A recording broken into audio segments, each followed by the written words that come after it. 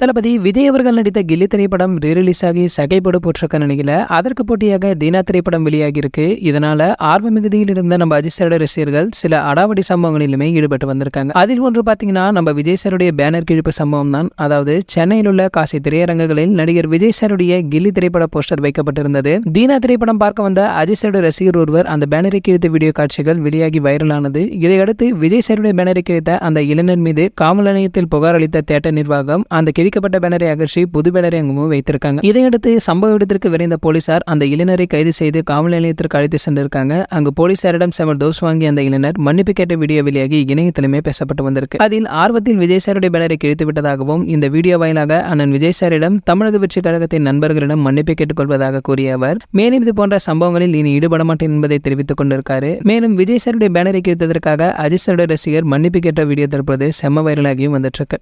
சரி, ஓகே, இது போன்ற சினிமா பிரபலங்களை பற்றி நீங்கள் உடனே தெரிஞ்சுக்க நம்மளுடைய செய்தி துளிகள் நம்ம சேனலை சப்ஸ்கிரைப் பண்ணிக்கோங்க. பக்கத்தில் உள்ள பெல் ஐக்கானை கிளிக் பண்ணிட்டீங்கன்னா நீங்கள் நம்ம வீடியோவை மிஸ் பண்ணாமல் பார்க்கலாம்.